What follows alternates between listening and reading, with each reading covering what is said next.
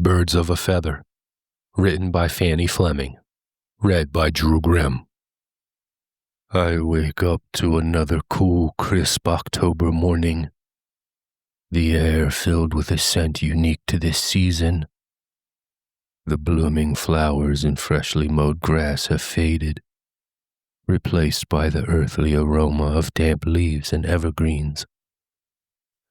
October ushers in the harvest, and children will be out enjoying the fall. I will be out enjoying the hunt. I usually go out of my way to find game, but this season will be different.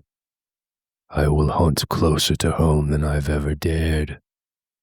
I'm taking something special this year. I have to have her. There's simply nothing I can do to stop it now. From the first time I laid eyes on her, I knew I would destroy her. Adam retrieves an antique wooden footlocker from beneath his bed. He opens it and gently runs his fingers over the assortment of bones inside. Soon, he thought, he would add to the collection. Maya Fox loved her school, cherished her many friends. At 8 years old, she was as kind and gentle as she was freckled. Her mama called them sun kisses. Maya smiled at the thought. At the end of every school day, Maya followed the same routine.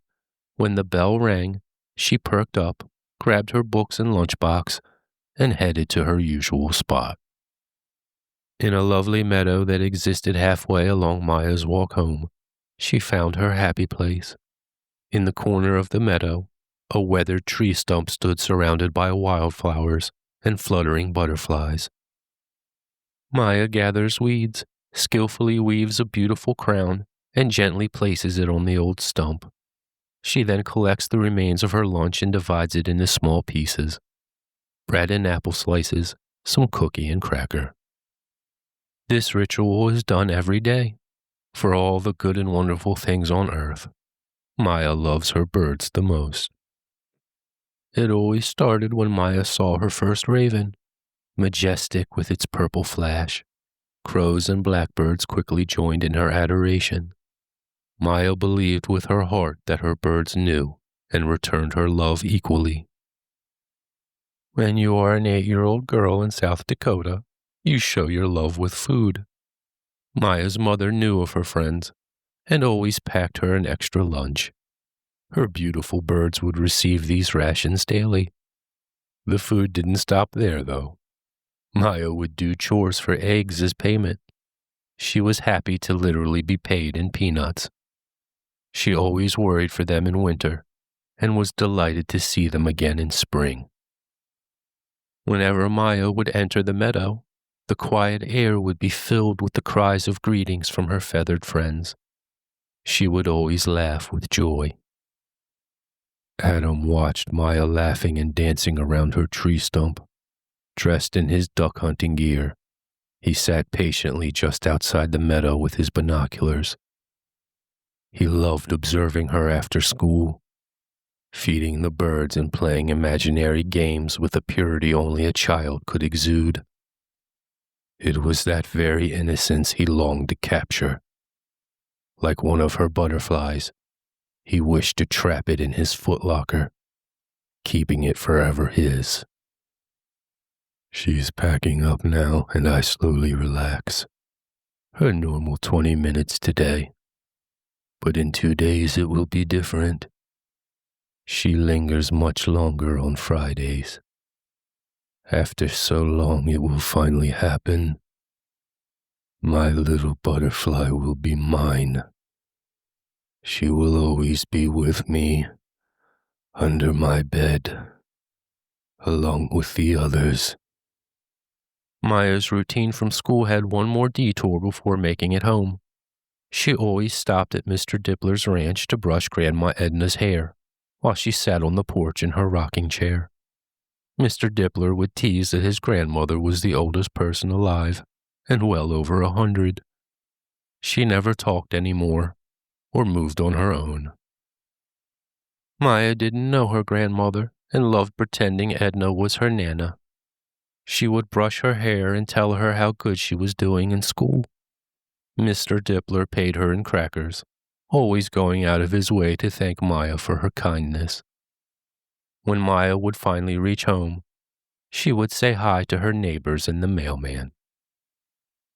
It was Friday morning now, and Maya was thrilled as usual. Fridays were her favorite. Her mom worked late Fridays and early Saturdays at a bakery 2 towns over. With chores on Saturday and church on Sunday, Friday was her day of fun. She was free for 2 whole hours after school and spent most of it in her meadow. Maya patiently waited for the school bell and headed out the door. She had plenty of crackers today and some artwork she couldn't wait to show her birds. It was beautiful outside. The wildflowers would be magical today, Maya thought. Adam watches her leave the school. Today he isn't dressed in camouflage. Today he takes his chance. No turning back now. No hesitation. It's everything he has fantasized about for the last 2 years. He plans to take her when she leaves the meadow on her way home. Her mother won't notice her gone until it's already too late. He'll sedate her once she's in the car. My hands are sweating. Always a good sign. The anticipation is as big a high for me as the final act. When I get so close to her face that I can see the light fade, I will capture her soul and consume it. Maya bid her usual farewells to her friends and headed towards the meadow. It was just half a mile away. She swung her lunchbox as she skipped along, imagining herself riding a wave just like she saw Elvis do in a movie. When she reached the meadow, she ran to her favorite stump, laughing as the birds greeted her with their cheerful songs while she gathered her food. Maya danced around the stump, carefully arranging her treats on its surface. 2 cookies from lunch, some crackers, and green grapes cut in half. It was a delightful feast for her magical birds. On Fridays, she allowed herself to lie down among the flowers near her stump, gazing at the clouds and listening to the birds sing to her.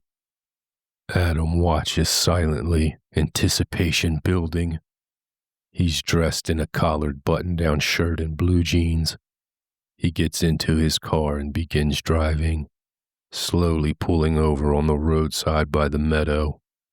Stepping out with a dog leash in hand, he makes his way toward the stump. As I get closer, I start calling out for my puppy Elmo. Suddenly I see my little butterfly flutter up. Maya, I didn't notice you there. Can you help me find my puppy? I was playing with him and he ran off on me. Maya was almost drifting into a nap when she heard a familiar voice call out. It was her mailman, Mr. Walter. She felt awful for him. He lost his poor puppy somewhere around the meadow. He asked for her help finding him. Maya, I can drive while you call his name out the window and I scan for him. Can you do that for me? I can drive you home after. Maya agrees to help and gathers her lunchbox. She instinctively grabs Mr. Walter's hand and walks to his car. Adam took her hand and slowly started to walk to his car. Feeling her sweaty hand made him feel powerful. He savored this moment between them. Soon, she would be with him forever. When they were about 20 yards from the car, something made them freeze. Adam's car was completely covered in blackbirds. Every inch of it. It looked like a living, breathing mass of feathers shaped like a car. Maya let out a gleeful yelp. The sight was more beautiful than anything she had ever seen before. Mr. Walter let go of her hand and told her to stay while he attempted to shoo the birds away.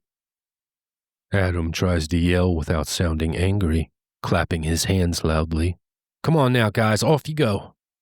But the birds remain stubbornly still.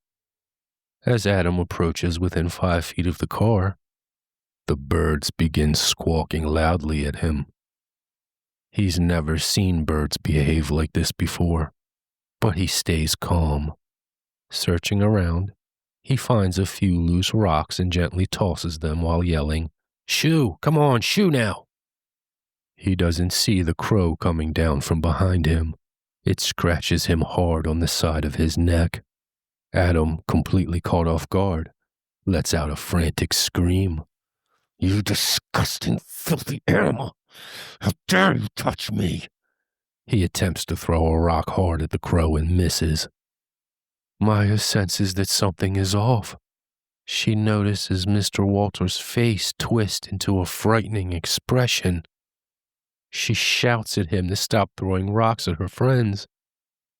As she approaches him to protest further, he shoves her to the ground.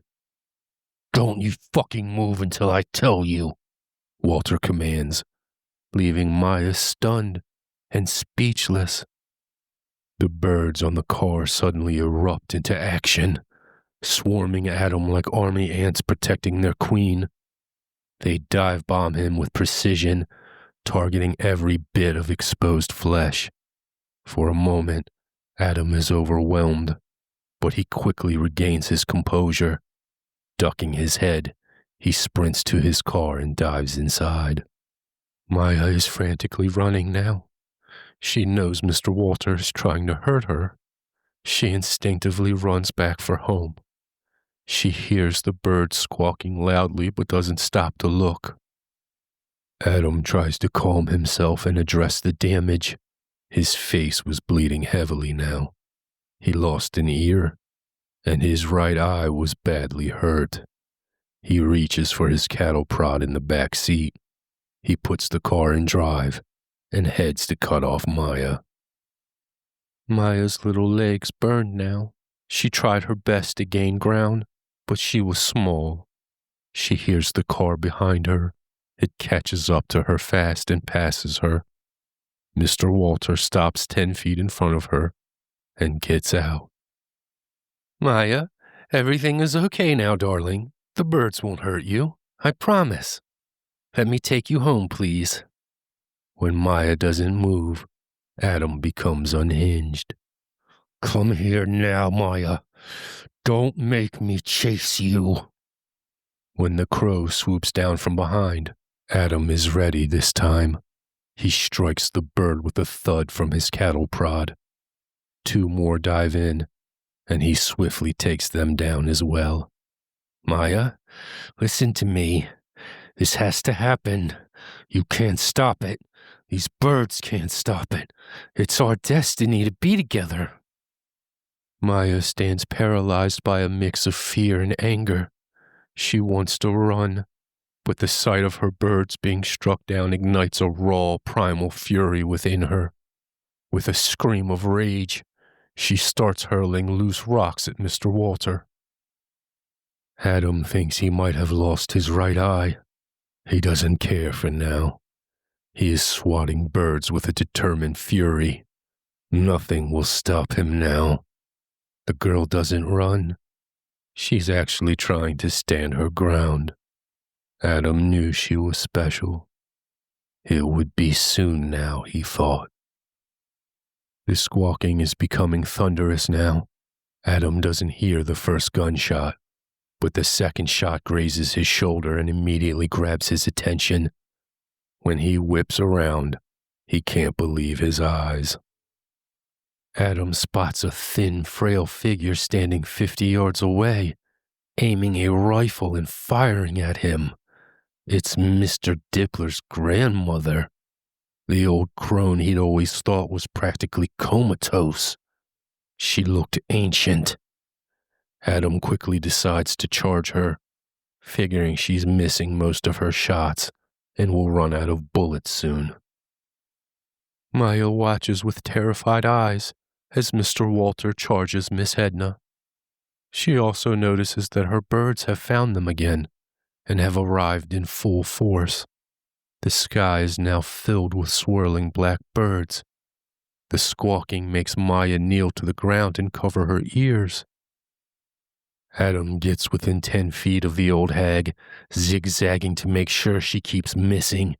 He plans to swat her down just like the birds. He doesn't have time to check behind him. The flock of ravens dive-bombing his legs go unnoticed until it's too late. Adam hits the dirt with a loud thud. "Those fucking birds tripped me," he mutters as the pain surges through his body. He gets to his feet for one final push, readying himself for a hard swing to knock the old hag out of the picture. Maya hears another gunshot ring out. Her bird stops squawking, and she peeks her head up now. Mr. Walter is lying on his back now, not moving. Miss Edna is standing over him, not saying a word. Maya watches with fascination as her birds cover Mr. Walter, just like they did his car. Sheriff Dillon sat on the front porch and finished up with Mr. Dippler. "It's been a crazy day for sure, Murph. Thank you for handing the rifle over. We'll make sure to get it back to you ASAP." Murphy Dippler was in a haze of confusion. Everything he had been told in the last half hour was surreal to him. "Sheriff, are you sure Maya's okay?" "Yeah, Murph. She's a very tough little girl." "Good. I know her mother must be frantic about now." "Murph, are you sure about your grandma not moving this last decade? And that rifle, it was hers, right?" Murphy Dippler smiled slightly. "She was a target shooter in her younger days. My mama would always brag that she toured with Buffalo Bill. We even keep a picture of her riding a horse taking down targets in Oklahoma. And yeah, Sheriff, she hasn't moved for a decade on her own." Maya woke up bursting with excitement. Today her mother was taking her to the meadow to feed her friends. It had been days since she had last seen them.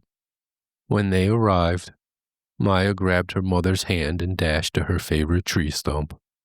She was overjoyed to hear her birds singing and greeting her. When Brenda got close enough, she gasped in shock. Laying on Maya's tree stump were a pair of rotted eyeballs. Maya's birds began to sing a song of innocence lost.